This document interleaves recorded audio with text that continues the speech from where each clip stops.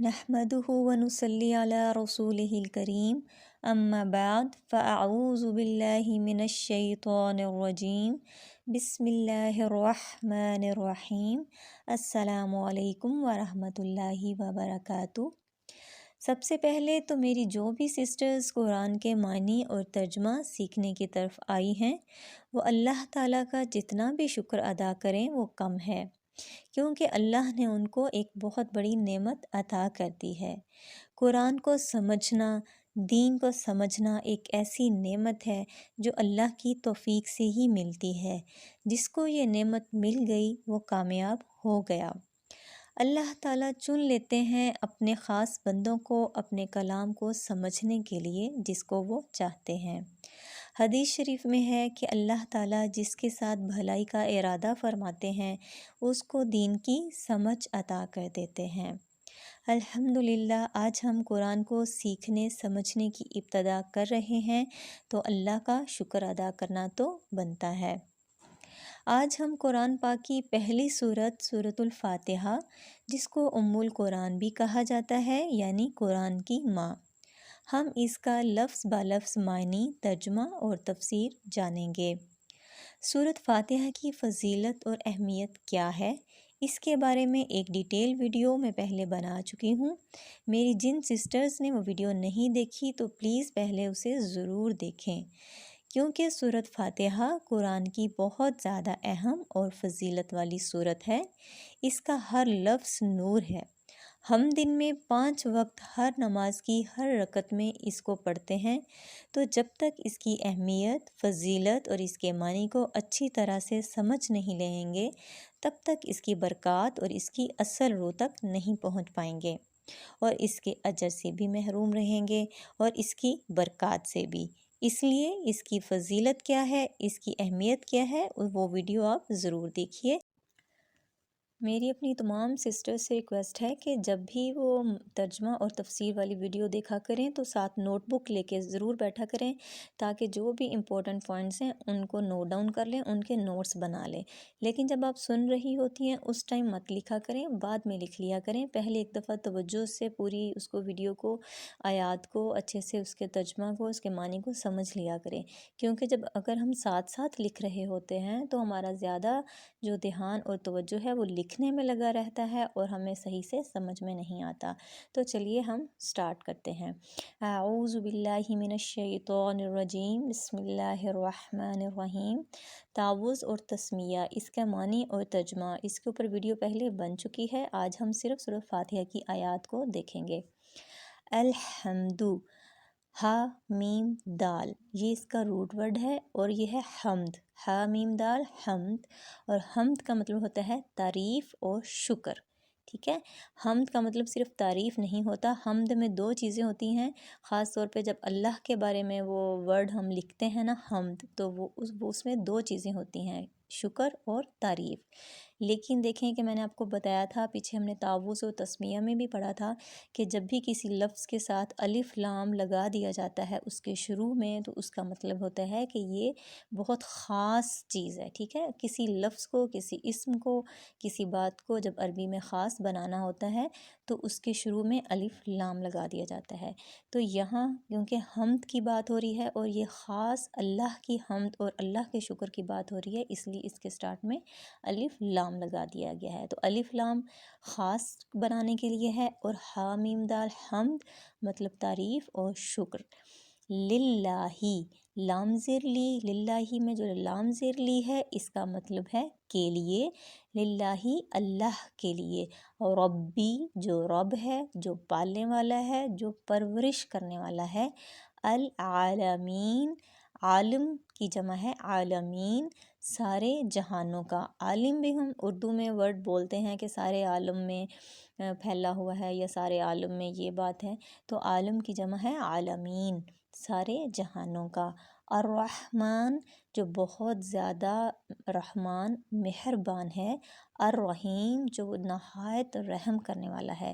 الرحمن اور الرحیم کے شروع میں بھی الف لام ہے، جس کا مطلب ہے کہ بہت زیادہ خاص ذات وہ ہستی جو مہربان ہے اور بہت زیادہ خاص ذات اور ہستی جو نہایت رحم کرنے والی ہے، یعنی کہ اللہ تعالیٰ کی ذات۔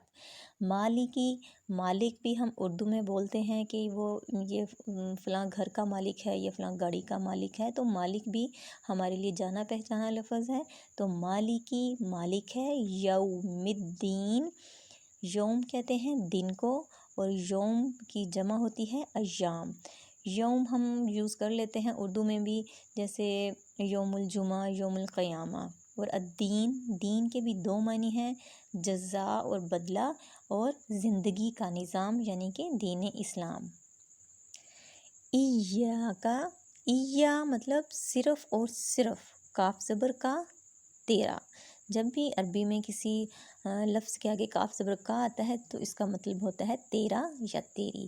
تو ایاکا صرف اور صرف تیری، نعبدو، نون زبر نا سٹارٹ میں آ گیا تو اس کا مطلب ہے ہم، نون زبر نا کا مطلب ہم، اور عین با دال عبد، یہ اس کا روٹ ورڈ ہے عین با دال، اور عبد کہتے ہیں بندے کو، اور عابد کہتے ہیں عبادت کرنے والے کو، معبود کہتے ہیں جس کی عبادت کی جائے۔ تو نعبدو ہم عبادت کرتے ہیں، واو زبر وا کا مطلب اور، جب بھی جہاں بھی قرآن میں واو زبر وا آئے گا تو اس کا مطلب ہے اور۔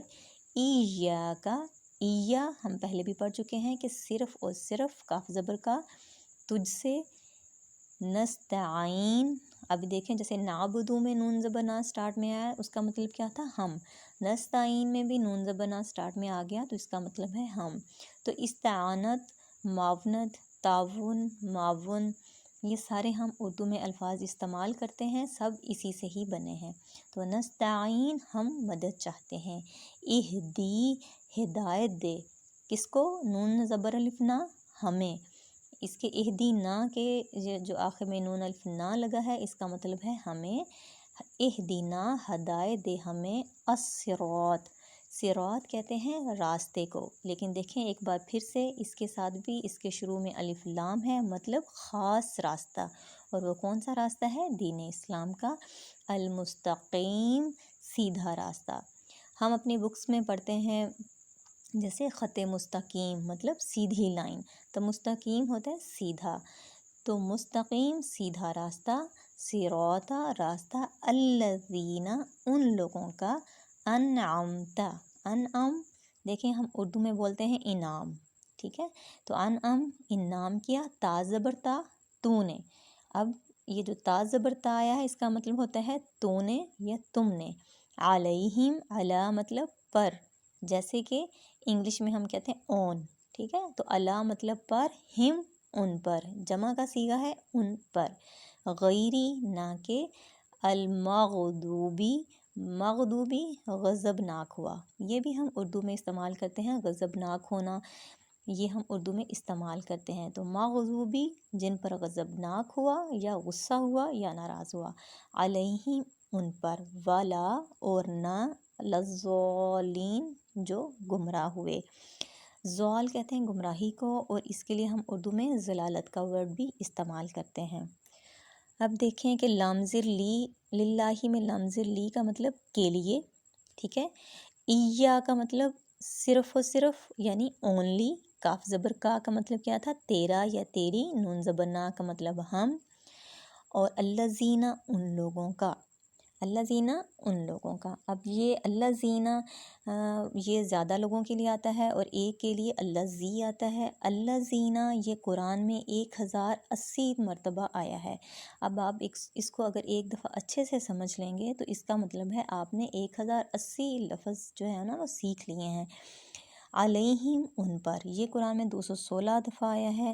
آگے ہے ولا، و لا، دیکھیں چھوٹا سا لفظ ہے و اور لا، وا کا مطلب اور، لا کا مطلب نہیں، یہ قرآن میں 1687 مرتبہ استعمال ہوا ہے۔ اس کا مطلب ہے کہ اگر آپ اس کو اچھے سے سمجھ لیں گی ایک دفعہ تو آگے قرآن میں 1687 مقامات پر آپ کو آسانی ہوگی، آپ کو پہلے سے ہی پتہ ہوگا کہ اس کا کیا میننگ ہے۔ اب ایک بار اس کو بامحاورہ ترجمے کے ساتھ پڑھ لیتے ہیں۔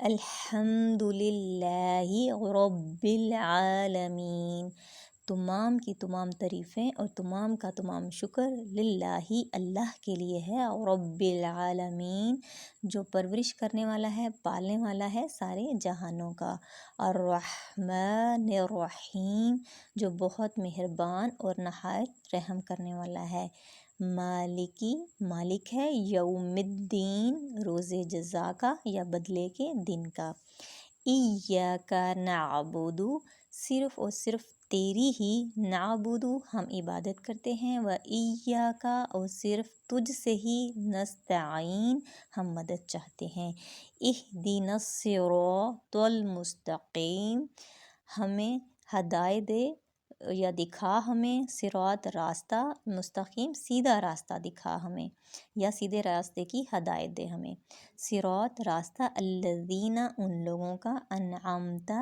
انعام کیا تو نے، علیہم ان پر، غیر المغضوبی نہ کہ غضبناک ہوا یا غصہ ہوا، علیہم ان پر، ولا الضالین اور نہ جو کہ گمراہ ہوئے۔ آج ہم نے اس کے معنی اور ترجمہ کیا ہے، اس کی تفسیر کے لیے میں انشاءاللہ الگ سے ویڈیو بناؤں گی۔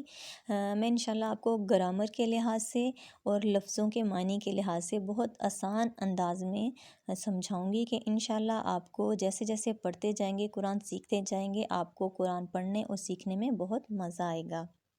اللہ تعالیٰ سے دعا ہے کہ ہمارا قرآن کو سمجھنا ہمارے لیے آسان کر دے، اور قرآن کے لیے ہمارا بیٹھنا، اس کے لیے وقت نکالنا یہ ہمارا قبول فرمائے، آمین۔ جزاک اللہ خیرا کثیرا۔ السلام علیکم ورحمۃ اللہ وبرکاتہ۔